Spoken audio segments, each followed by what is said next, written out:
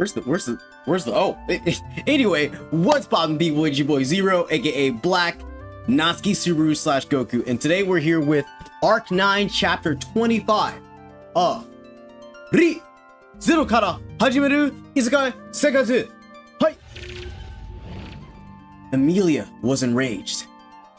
Don't forget to leave a like, subscribe, comment, and share it with anyone who you guys think could be interested in checking this shit out. Anyway, without further ado, I'm bricked up, you're bricked up.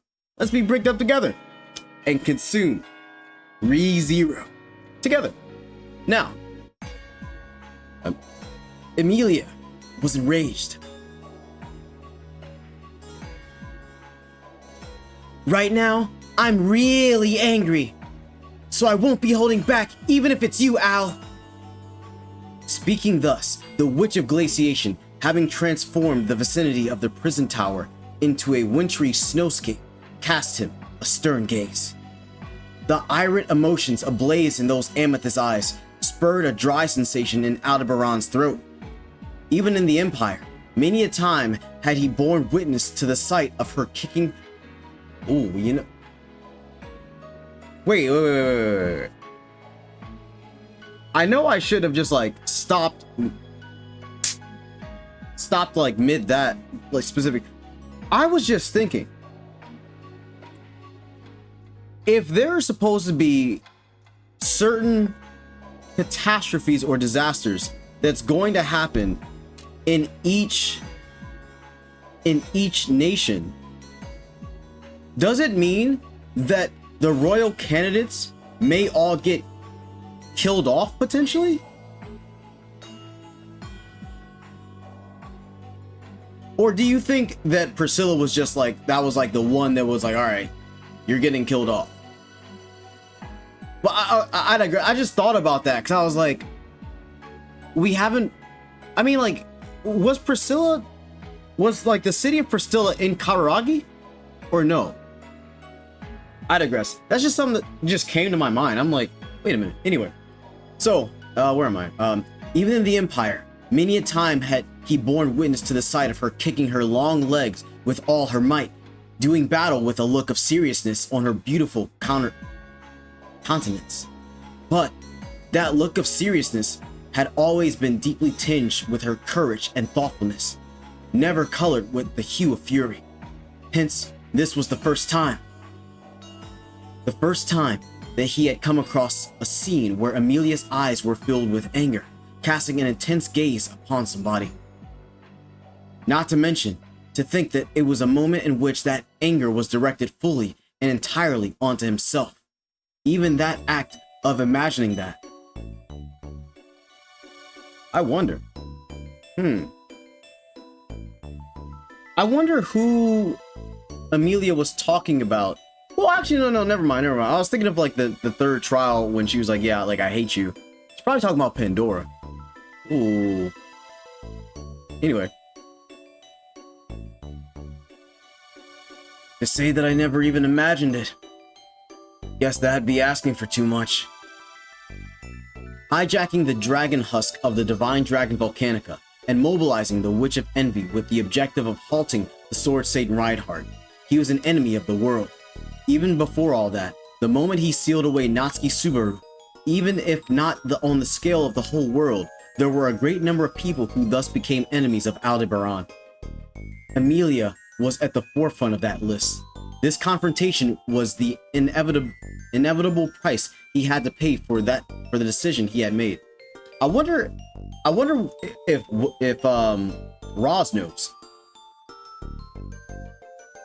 I wonder what Roz would do in this situation.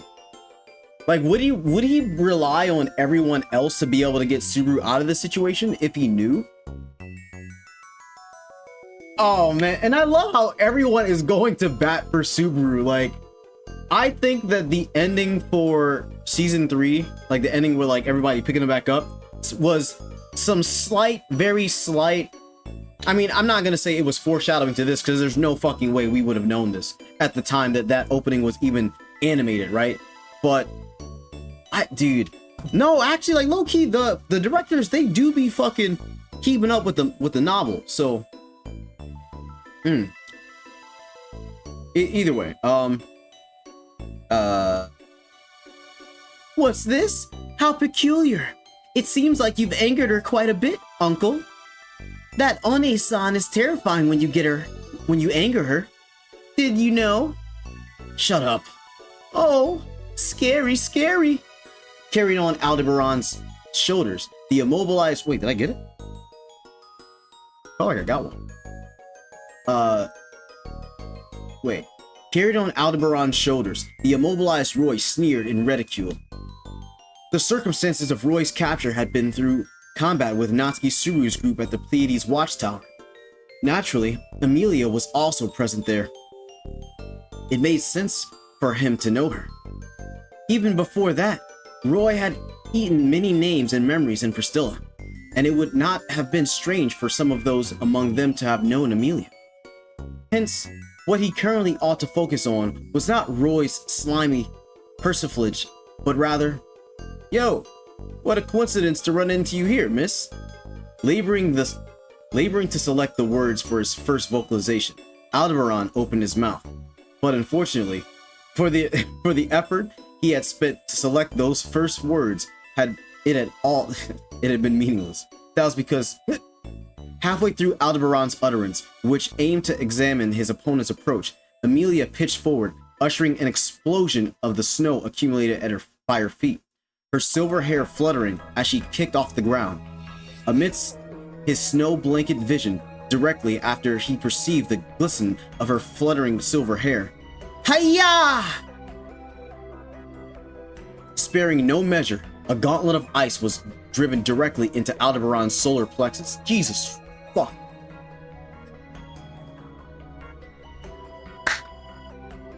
Rewinding time a bit before the blow to his solar plexus. That's crazy. Subaru and everyone else. That's the words from one of my people. Everyone in the tower had been taken out. The one who informed them of this was Felt, who was staying in the royal capital at the time. It was their first reunion since the events of the Watergate city of Priscilla, but they had no time to catch up on old times. Huh. To begin with, Emilia's reason for visiting the royal capital was not a pleasant one. She had to report to the royal castle that Priscilla Barrio had lost her life in the Valachian Empire. Emilia... Ooh. Damn, that had a tinge of hurt. Man. Emilia was deeply grieved to bring back news that would significantly affect the royal selection, and above all, saddened the many who knew and loved Priscilla. What Felt had told Emilia was a huge blow. Ow. Why would he be doing something like that? Those were the words Emilia could not bring herself to say. If Al were to do something reckless now, there was no way it would not be related to Priscilla's death.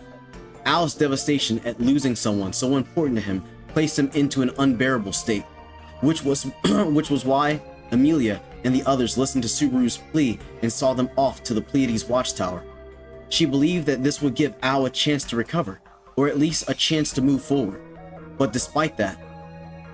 Felt-sama, may I ask you for more details? Next to Emilia, who was biting her lip and clenching her fist, was Otto, who had come to the royal capital with her and asked Felt. In contrast to Emilia, who was overwhelmed by the devastating... Oof. Dude, that makes me get choked up. It just makes me feel bad, because like... Seeing how Emilia, out of all people, feels right now, that Subaru was sealed, that's the equivalent of us seeing Emilia respond to hearing Subaru died. Low-key. Otto's expression, with his eyes fixed on Felt, was calm, and his voice was steady, but Emilia knew what it meant when Otto acted like this, that he was at his angriest. I love Otto, bro, dude. Why is this making me emotional? Felt sensed the quiet pressure emanating from Otto's anger, which was well known to everyone in Emilia's camp, and crossed her arms, replying, "Yeah, sure. The knight Nichan and the little spirit are being held captive by the helmet bastard. I don't know how, but it seems he doesn't intend to kill them. No intention to kill? What about the others at the tower? Lamb contacted me and said they're okay. Meili and Amelia Ni-chan's maid. Meili and Amelia Ni-chan's maid are safe, but our sensei and that Garfield guy got pretty beat up. It looks like he didn't take their lives. Is that so? Thank you. That ain't something to thank me for. I would have felt worse if I knew how they were.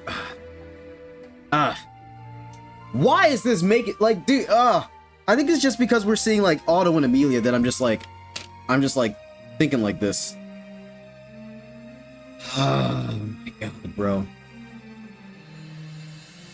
Dude, I don't know. It's just been a while since like I've seen Amelia and Otto, and like seeing the Amelia camp, like the two of the main people.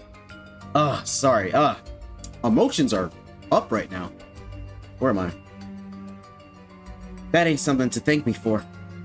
I would have felt worse if I knew how they were and didn't tell you. After telling everything without hesitation, Felt looked at Amelia, who was still clenching her fists. Struck by the intensity of Felt's gaze, Amelia gasped. Then, Felt continued as Amelia's cheeks stiffened. We've decided on our plan. We'll use Reinhardt to get back our territory as quickly as possible. We need to consult with Ramji and figure out what we need to do next. Isn't that the Astrea domain? If so, it's close to the Agria sand dunes, so we can go with you, Felt-chan. No, we should not do that, Amelia-sama. What? Amelia leaned eagerly forward, but Otto's calm voice stopped her. However, Amelia was confused, as she did not understand why she was being stopped. After all, she had to rush to the tower to where Subaru and the others were in trouble. Is it because Reinhardt will have a hard time if there are more of us? Well, it would really be difficult to lighten up anymore, but I'll do my best. Even if Amelia and Zotobug Ni-chan join in, it wouldn't make much difference to that guy's workload. But that's not what you're saying, right? Regardless of your perception of me, Felt-sama, yes. Felt and Otto nodded at each other, while question marks flew above Amelia's head. However, although Amelia was unable to keep up with what the two of them were thinking, she held no doubt those thoughts were correct and had been thoroughly considered. Felt-chan, be careful. Tell Reinhardt as well. As for Al, naturally, when it comes to the helmet bastard, I can't make any promises. Sorry about that. No. I'm glad you clearly told me you cannot make any promises. Their reunion was short-lived, and the content of their conversation had not been pleasant in the slightest. Still, Amelia gave Felt a parting hug. Aww. Oh, that's so fucking sweet. Oh my god, this shit's making me gush. And saw the girl, whose expression had become strange, off to the royal castle. Afterward, Felt and the others had been flown to the Astrea domain by Reinhardt. Thereupon, it was a matter of performing a large variety of tasks that would be absolutely vital. Even so, Subaru. After Felt's tempestuous departure, Amelia remained in the royal residence with her gaze cast downward. Even now, she had not been able to relax her tightly clenched fist. Felt had said that everyone sent to the Pleiades watchtower had suffered terribly. However, among them, the one Amelia was most anxious about was her knight, Subaru. I think this is one of the first times that we have been able to see how people think and feel about Subaru when they hear and they know that he's in a bad situation from the outset. Oh my god, dude. Hold on. Give me a sec. I need to pause. Even in the Empire, He had put in a great effort for the sake of Rem and Spica. He had fought alongside Abel and been struck down to a kid, had grown big again, and yet he had not been able to save Priscilla. The way he had punished himself by having his many friends from the Empire beat him up was something he could not bear to watch, and yet the kindness Subaru had shown in consideration of Al was betrayed. A strange sensation had been lit deep within her chest, and it bubbled forth, making Amelia aware of the heat within her own heart. A feeling that was neither sad nor heartbreaking. It was an emotion that Amelia had rarely harbored, and was thus greatly perplexing to her. A sensation like this, within her chest, in the depths of her eyes, at the very core of her heart, this feeling as if vigorously boiling. The last time she had felt this way was during her confrontation with Regulus, back in Priscilla. At Regulus, who had bound the hearts of his brides, Sylphie and the others, for utterly selfish reasons, Amelia had been truly furious. The same rage as back then, or perhaps one even greater, now burned within her. Amelia-sama, thank you for granting my plea. God fucking damn it, dude. Odo-kun. Amelia, who had realized that she was greatly furious to the extent of being nearly unable to contain it, had attentively understood that Otto, who wore a calm expression, was also feeling the same. That was to be expected. After all, being worried for Subaru and the others, Otto was one among those who had accompanied Amelia and the others to the Empire. This state could not be allowed to continue. Beep! Making a loud thwack sound, Amelia slapped her own cheeks with both hands. It was an act so unexpected that Otto exclaimed, "Amelia-sama?" in astonishment. Got you, bitch. Damn it. Fuck. Also, yeah, I did kind of take my seat a little bit higher. And I know my hair is a little disheveled. I had to get on my bike and go somewhere real quick. Either way,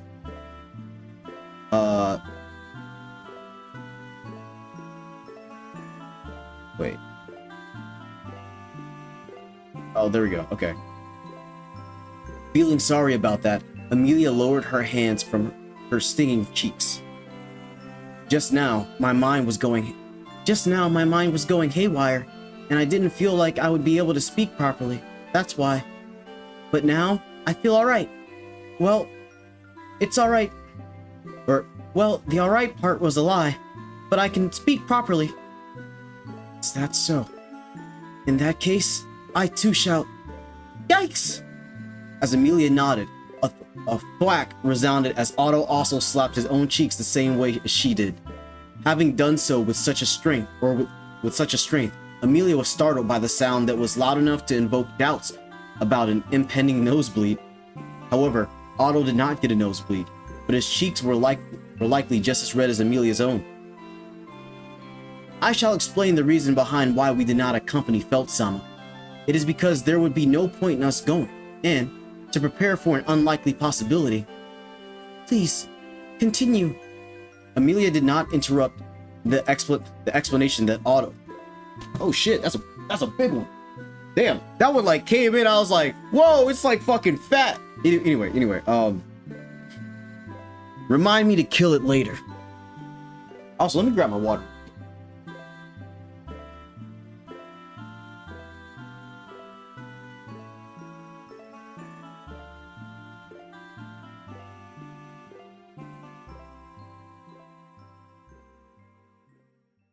Now that's refreshing.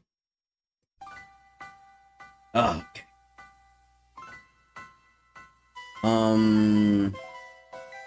Amelia did not interrupt the explanation that Otto, with both hands upon his cheeks, was giving.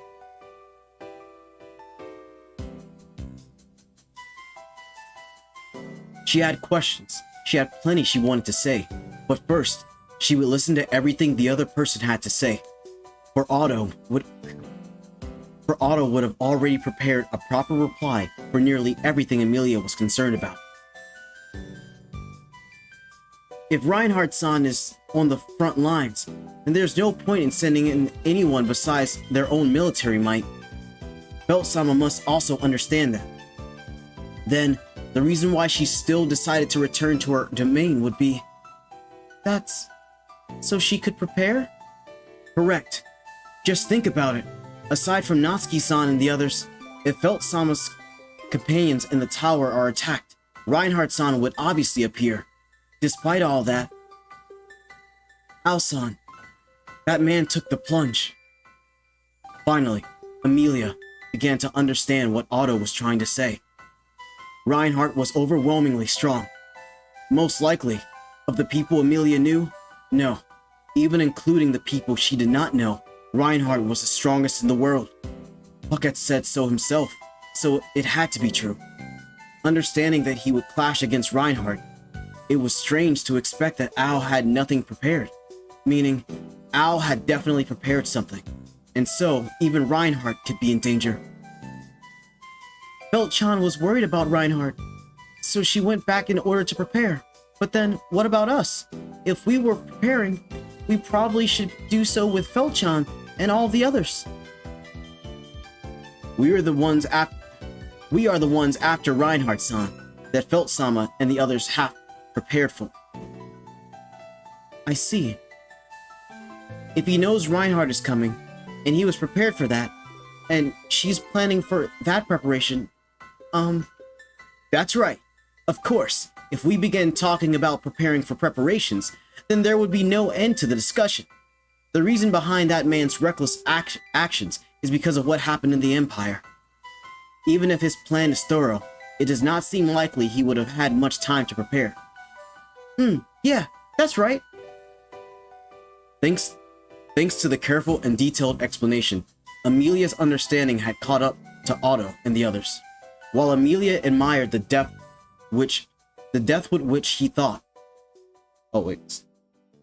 She could not help but feel terribly and profoundly sad when Otto intentionally shifted from calling him Ao-san to that man.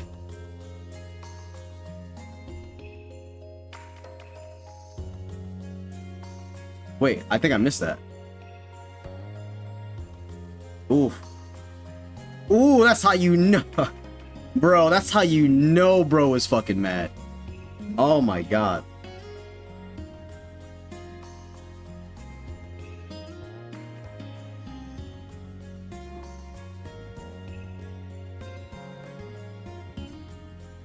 Man.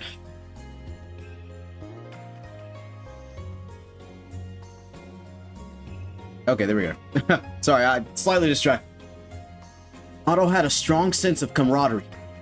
Among Amelia's friends, his was surely the strongest.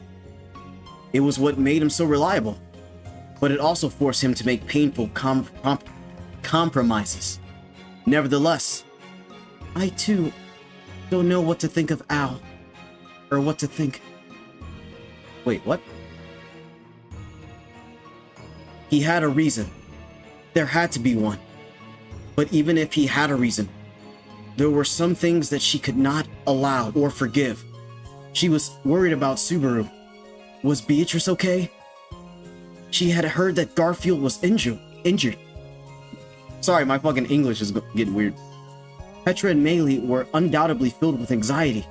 Subaru's beloved Patrash, she might also be crying. With roaring flames, the inside of her chest grew hot. This is my fault. Like that, in front of Amelia, whose heart was set ablaze with emotions, Otto suddenly muttered this. Now, understanding the contents of his utterance, Amelia's eyes consciously widened.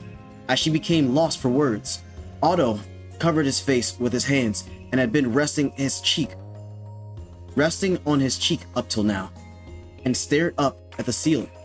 Because he was taller than she was, when he did this, Amelia was unable to see his face.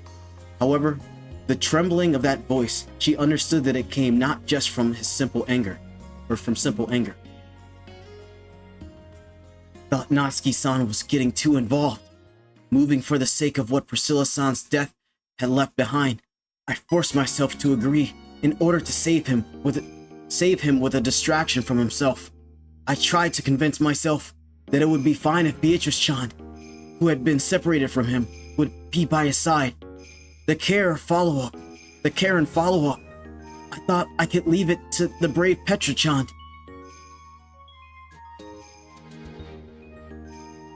Ah, man, dude.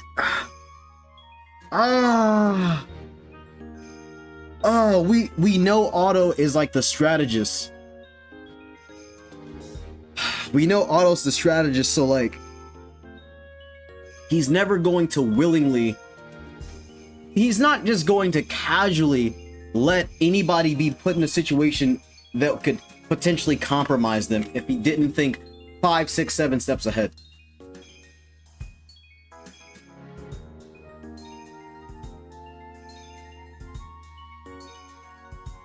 And I see why. I see why. I see why he's beating himself up so much. And this shit fucking hurts me to think about, because literally the worst possible shit was happening just because he allowed them to go in the party that they chose or that they decided on. And like, oh my god, bro, this was making me get like emotional, because like, we know, dude, we know how much Otto cares about all of them, and to see how fucking frustrated he is for letting them go and all of this shit is happening. Dude, I want to fucking cry, bro. I feel so bad for Otto. I feel so bad for Otto, bro. Damn.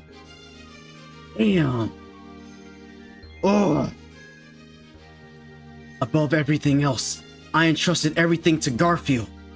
Those things that we should have done, we forced onto our straightforward, ever honest, sensitive Garfield. Otto-kun! Damn, dude, I am choked up right now. This hurts. The moment the tremble in his voice bordered on... Dude, that's me. I can't even read this shit right now. I can't even read this shit right now. Dude, I have to keep taking breaks. This shit is getting emotional for me. The moment the tremble in his voice bordered on a complete breakdown, Amelia grabbed both of Otto's arms and lowered his face with her hand so that she could face him head on. Then she saw it. Oh my god. For the first time ever, she saw Otto's blue eyes moist with tears.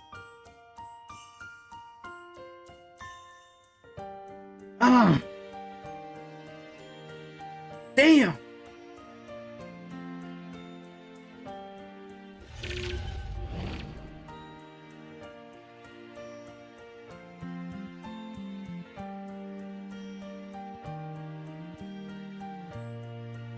Why this fucking music right now, bro? Dude, Otto, man. Fuck.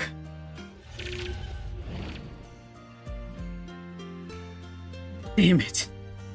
Why am I always so thoughtless? When my hands cannot reach, when my feet cannot make it in time, I have no choice but to use my head to make up for those shortcomings. Even though I act like I understand that, even though I pretend to be clever, at the most critical moments, I always... No longer did she want to hear any more of Otto's continuous self-blame. With that tearful face twisted in sorrow, so Amelia, without releasing the arms she had been holding, drew him towards herself and hugged Otto's head against her chest. Perhaps it was the suddenness of Amelia's unexpected actions that rendered Otto frozen without a sound. In the meantime, don't talk about yourself like that. Otto-kun is always doing his best. Sorry. We all understand that. And that's why we want to properly hear what Otto-kun has to say. Yes, son. I know. Even though I say this, Otto-kun probably understands it too, right? But I only have my own words, and I can only say what I'm thinking. So I can at least say it with my own feelings. So nothing is over yet. We really can still do so much more. Amelia spoke with a resolute declaration as she tightly held Otto's head in her arms. It was it was as though she were telling this to herself, yet at the same time, she still carried the belief that her words were true. Dude, this shit, oh my god, bro. Fuck! Fuck me, dude. Fuck! It was something that none other than Amelia's knight, Natsuki Subaru, had woven into her being time and time again. Together, Amelia and Subaru had crafted this unshakable trust to the very thing they took the greatest pride in. We are really bad at giving up. This entire the Mystery Dungeon music is not helping. Fuck me. Indeed, they were not good at it. At holding their heads down in distress, hurling up and fleeing from it all. And precisely because they could not do that, they had no choice but to unyieldingly press on and do their best without ever giving up. Perhaps Amelia's appeal had found its way to him. Suddenly, Otto's body, which had been rigid until this moment, relaxed. And then, please let go of my arms, or Natsuki-san will definitely kill me. No, no one is going to die. It's precisely for that reason that we are doing this. I understand. So please let go of me. Amelia begrudgingly let go of the squirming Otto's arms. She watched him intently, as if to ensure that he had truly recovered. Otto wiped his brow with his handkerchief and let out a sigh. It was a large, deep sigh. I know it is not the time for this, but I just remembered. What did you remember? The reason as to why I'm giving my assistance to Natsuki-san and Amelia-sama. Stop, dude. This is my fucking goat, bro! Dude, Otto is best boy, bro! Oh my god, I know he's about to start saying some shit that's gonna make me want to cry even more. Otto spoke these words calmly, using his handkerchief to lightly wipe away the remaining traces of his tears. The expression he held now was a stark contrast to the anger that had once contorted his features just moments before. For whatever he had just recalled had now conjured a newfound face of bravery. The enemy has abducted both Natsuki-san and Beatrice-chan. There must be a reason as to why they did this. The aim of abductions is generally to threaten their related parties, or perhaps even the abductees themselves. So, it's either us or Subaru, right? Yes. If the Divine Dragon truly is involved, it will prove to be an issue for the entire kingdom. Whatever role we must fulfill, let us do so in the royal capital. Yes, let's do that. We have to move chipperly. As she listened to Otto's future plans, Amelia was doing her best to surpass her own impulsiveness. These delayed impulses were an overwhelming urge to rush out at once to help out Subaru and the others. Things that Otto's rationale had constructed, such as Reinhardt's presence and Felt's readiness. Her fervent desire threatened to push them all away. She wanted to touch him. She wanted to look at him. She wanted to hear his voice. When he got hurt, when he surely wanted to lower his head, she yearned to be by his side. Subaru. Anger was not the emotion that's... This is difficult. This is really hard to read right now. Oh, this is really hard to read. Anger was not the emotion that scorched Amelia's chest, yet she could not grasp what it was that stirred within her, because she doesn't realize that she loves this man. Ugh. Hey-ya! Diving in without so much as listening to a word, she drove a strike, carrying every fiber of her being into Al's solar plexus. All of this was in accordance with the instructions of Otto, who had dispatched Amelia here.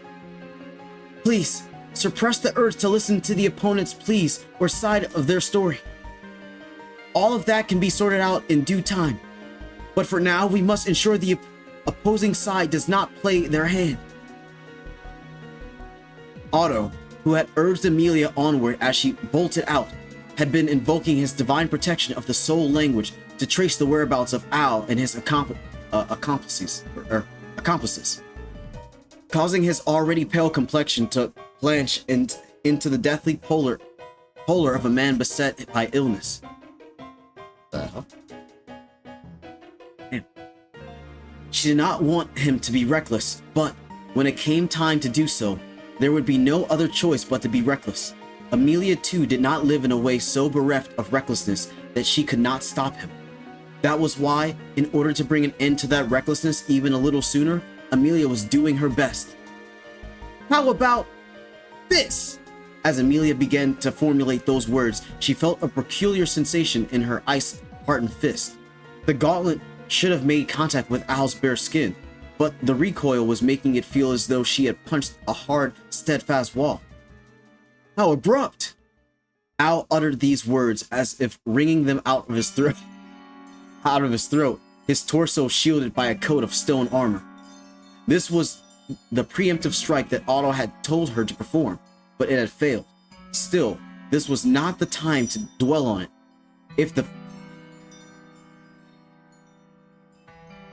I'm thinking like if she just froze everything. If the first strike did not connect, then she would just have to try again, and second and third time. The fact that you ain't even gonna lend an ear is kind of cold. That's Al's the one who I promise not to say. Though Al's stone armor had absorbed the punch, the impact had flung him backwards. As he said those things, Amelia had forcibly shut her own mouth mid-retort, then formed a two-handed hammer of ice, sweeping at him in a horizontal strike. The one-armed Al was bearing a small figure slung over his right shoulder. Whilst thinking it unfair to exploit that handicap of his, Amelia deliberately aimed a blow towards Al's left side.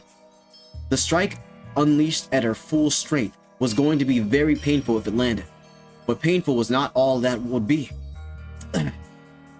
Al caught Amelia's underhanded attack with his left arm. The limb of stone forged through magic, but despite blocking the attack, he clicked his tongue and promptly destroyed and discarded the arm he had gone through the trouble of creating. The reason for this was that the area struck by the ice hammer was beginning to freeze over, by the encroaching frost having been about to reach Al's body. If we set aside our emotional concerns, capturing that man alive is an absolute necessity in order to rescue Natsuki-san and Beatrice-sama. In that respect, your fighting style is a compatible fit, Amelia-sama. Nonetheless, I promised that I wouldn't be reckless like Subaru. Keeping that exchange and the promise she had forged with Otto before her departure close to her heart, Amelia conjured a new set of twin ice swords, Amelia's ice brand arts. Her usage of it had gained a new variation. Her weapons of ice would freeze her opponent upon impact, robbing them of control over both their body and weapon. It demanded a modest increase in mana consumption in comparison to her ordinary weapons, but was within the standard error deviation so long as she would not be fighting too much. To stop an opponent without taking their life, the possibility of this new martial art was what Amelia had desired. Haha! Uncle, it seems you've gotten yourself in a real pickle, haven't you? Shut it!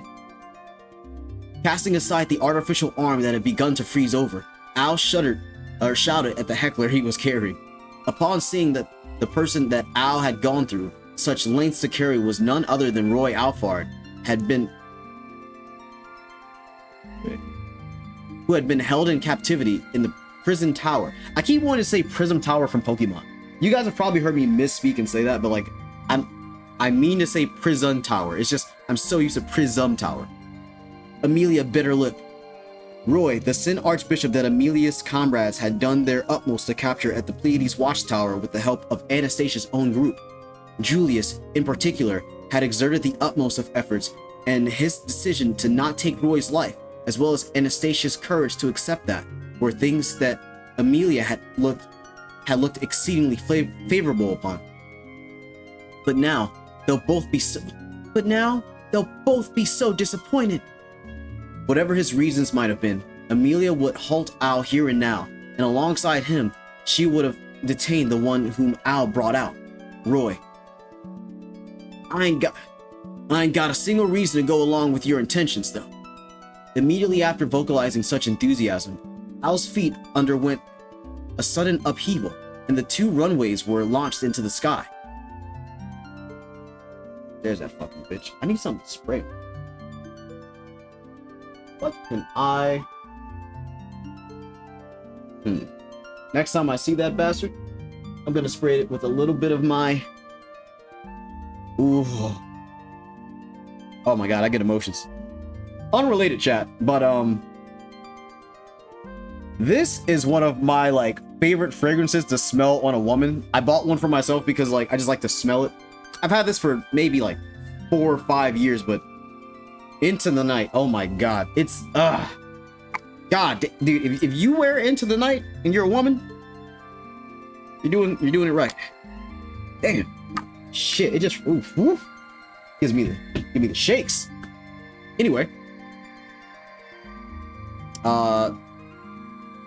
in such a manner, he was distanced from Amelia and made an attempt to flee from the scene. With a late start, Amelia would be unable to catch up to him even were she to extend out her ice. But Icicle Lane!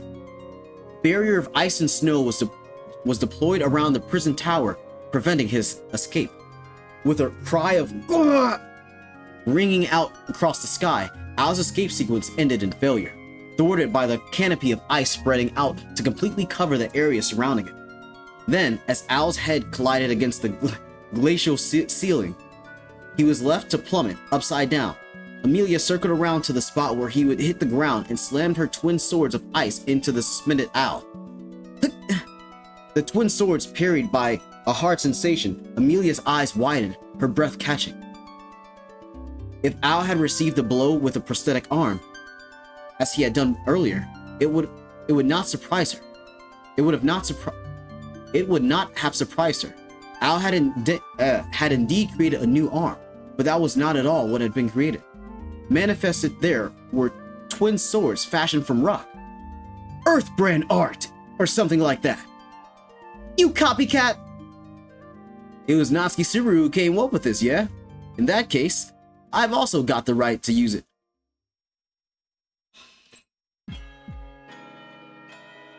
He is not beating the allegations! The allegations, bro. Before Amelia, her eyes wide open, Al spun from the recoil of the clashing twin blades of frost and stone. As distance opened up between them, he once again landed upon the snowy ground, giving rise to sound in his vicinity.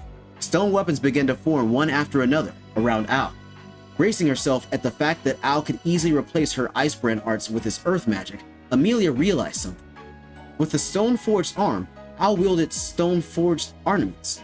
But Roy, who was supposed to have been on his shoulder until a moment ago, was nowhere to be found.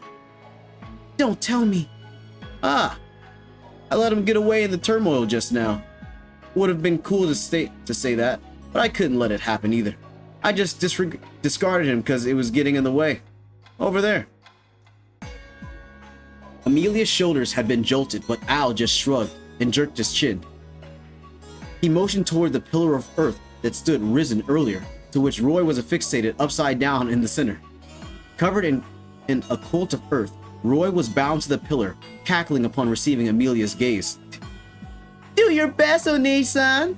If One-san doesn't win here, we'll have no choice but to do whatever the uncle says. Wait a sec. But even if One-san wins, we'll still have have to go right back into the prison tower. Haha, guess it doesn't even matter who wins, right? If you can wake up and reflect on your actions, then do that. Giving the answer to Roy, whose gaze fixedly clung to her, Amelia felt relief for having not let him slip away, and she turned back to Al. Roy, having been freed from the seal, had been encased with... Hold on. I need some water. I need some water. Bro.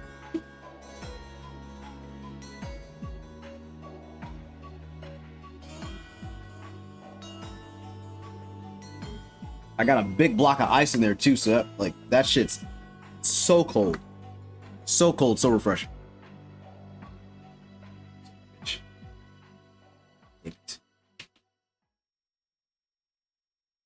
Oh. Damn it. Close. Close. Close. Close. Damn it. Fucking bitch. I'm gonna keep that on standby. Anyway. Roy, having been freed from the seal that had encased him in magic, was exceedingly dangerous, but with this time having been frozen as well, they had been unable to make him reflect. Thus, Amelia's compromise had been manifest. She was going to confine him in an environment in which he could not escape, and while his consciousness remained, he would be forced to reflect on everything he had done. All that could come later. Once everything here sorted out. That's all fine and dandy, but what? You finally feel like taking me on now? Or talking to me now? From here on out, I won't say another word. How cold, little miss. I figured you'd understand if I just talked to... Whoa! Al was eager to continue speaking, but towards him was hurled a stake of ice from Amelia, a proclamation of her intent. Al leapt sideways to avoid... The fact that... the fact that the first fucking reset, bro was not expecting Amelia to just come in and be like, "Whop, dead!" Like, in the fucking solar plexus, dude. God damn. Anyway, Al leapt sideways to evade it, and Amelia circled around to his side, thrusting a spear of frost into his flank. The tip of the ice spear was caught by the blade of the rock sword, shattering both simultaneously. Instantly, the two forged their subsequent weapons, Amelia the rapier of ice, and Al the sword of stone. Thus, the clashing of their blades commenced. 'Twas a duel in which blades would be forged upon shattering, and blades would be shattered upon forging.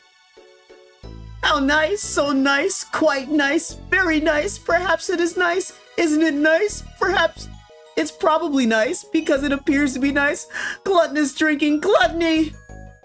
The sound of Roy's voice as he licked his lips could be heard as he watched over Amelia and Al engage in a sword fight of frost and stone. Whilst deliberately ignoring him, Amelia unleashed a multitude of nimble attacks that she was certain would strike true, and yet Al had precariously dodged each one, with each narrowing evasion filling Amelia with a growing sensation that something was amiss. Her attacks would not hit even when they seemed like they would. It felt akin to driving a kick into a formless water. Above all else, I don't want to praise it too much, but that's a well-refined technique. I envy your mutual love and understanding, little miss. At that remark that had gone too far, Amelia was enraged. She resolved to do whatever she must to rid the land of that evil and ruthless king. Huh? She resolved to do whatever she must to rid the land of that evil and ruthless king. Remembering that cliche stock phrase that Subaru had told her that people used when they got angry, Amelia was enraged. She did not want Al to speak about herself and Subaru in such a manner. But what had infuriated Amelia even more was the knowledge that Al did not genuinely believe in his own words. He had been merely prodding her in a deliberate attempt to invoke her fury. In addition, I've been thinking about this for a while, But why do you look so lonely when you talk to me, Al? You said you wouldn't speak with me. Don't bring that up only when it's convenient for you. Also, one more thing. Raising her voice, Amelia lifted her greatsword of ice high aloft and swung it down, prompting Al to position his sword where his stone sword. Prompting Al to position his stone sword above his head to receive the strike. Then suddenly, somebody latched onto Al's leg and waist.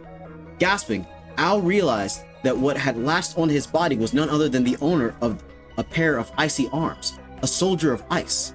At the presence of the ice soldier sculpted in the likeness of Subaru, on whom Amelia so deeply relied, Al grit his teeth with a "That's the worst!" Thereupon Amelia raised her foot, clad in a slipper of ice overhead. When you talk to me, look at me properly. Hey, yo! Bro, that's fucking sick. Whoever made this art, go fucking crazy, dude. That shit goes fucking crazy, bro. Ye's reaction, slightly raising her eyebrows with a twitch, did not go unnoticed by Felt's perceptiveness. It was not as though she held conviction, only in a pathetic situation where she could not do a thing, she would attempt to cling to every last shred of hope, believing any further disgrace to be insignificant. One such shred, whilst recalling a previous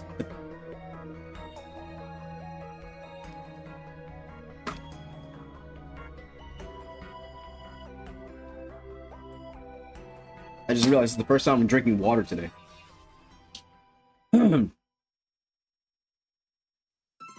It was not as though she held conviction. Only in a pathetic situation where she could not do a thing, she would attempt to cling to every last shred of hope, believing any further disgrace would be to be insignificant. One such shred, whilst recalling a previous occasion on which she had been instilled with the resolve to die, was the hope that this conversation between herself and Ye was perhaps being eavesdropped on by an insignificant something.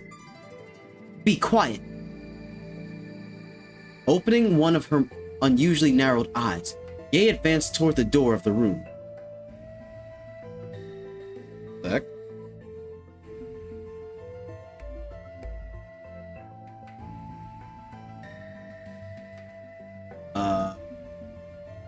The pressure of that demand possessed enough power to convince Felt that if she took any careless action, that thread fastened to her neck would enact her execution. Ergo, leaving the immobile Felt there, Ye reached out her hand to open the door. In that instant, the sharp point of a sword pierced the door with nary a sound, mercilessly surging towards Ye's throat. Felt's breath caught, and visible to her was the sight of Ye's white throat. Sword piercing through, but it did not. The tip of the sword came to a halt just barely before it could slit Ye's throat. It was not that her opponent had stopped, but by binding a thread to the tip of the sword, Ye had narrowly averted the attack. A hair's breadth, she had narrowly snatched survival from the jaws of death. However, the crisis befalling Ye did not end there. A sword distinct to one that had been curved erupted in the flash of light, cutting down the door as its shining steel rang amok. Faced with the oncoming storm of swords, Ye leapt backwards as she brandished her threads. A sword for one, a sword for one, and a thread for another. Nevertheless, did the clash between the two weapons spark the clangor of steel on steel throughout the room, scorching the eyes of the onlooking Felt with the scintillation of swords. With skillful control over her hands, Ye released a volley of threads attacking that blanketed all sight, tearing apart the room's luxurious interior design. However, her opponent also put on an impressive display of swordplay with both hands, clearing away her ferocious onslaught head-on, and forcefully sweeping aside the threads that had entangled their own sword. unleashed was a front kick, landing squarely upon Ye's slender waist. Promptly twisting her body, Ye did a half spin whilst being blown away. Planting her feet on the wall before landing on the ground, her hands clutched her stomach, then training her gaze upon the intruder who had performed those acts. To suddenly deliver a kick to a lady's stomach? What a relentless guest you are! Was such a thing necessary? Relent, for a shinobi such as yourself. Isn't that discrimination against shinobi? That's not very gentlemanly behavior now, is it? Unfortunately, I possess no recollection of ever deserving to be called a gentleman. No matter where the wind blows me, I cannot be anything more than a swordsman, with no talent save swinging the sword. With those words, the individual shook the threads off both their swords. Is this Cecilus? Turning their calm blue eyes towards Ye, hearing that self-assessment, felt softly muttered, "Stop spewing that crap." To be sure, she did not know if he was a gentleman or not. Only the evaluation of swordsman alone could not encompass his entirety. There were many who would not accept such a description of this man on its own. This felt new. After all, this man styling himself as a swordsman was the sword demon who had once surpassed the pinnacle of the sword. I knew it was fucking Wilhelm! My fucking dude! Bro, oh my god. Oh my fucking god, bro. I knew it was, oh my god, because no one else. You're not fucking doming Wilhelm. You're not beating Wilhelm 1v1, bro. Wilhelm, try us. Upon catching wind of the predicament driving the kingdom into ruin, it came at once. Wilhelm Trias. Upon catching wind of the predicament driving the kingdom into ruin, I came at once to offer what little help I could. Upon hearing that introduction, Felt retreated to the corner of the room and sighed. At the arrival of an unthinkable reinforcement, she was filled with terribly complicated emotions. Sotabug, Nichan, you really do whatever it takes, don't you? What the hell is wrong with all these guys from Amelia Nichan's place? Dude! Wait!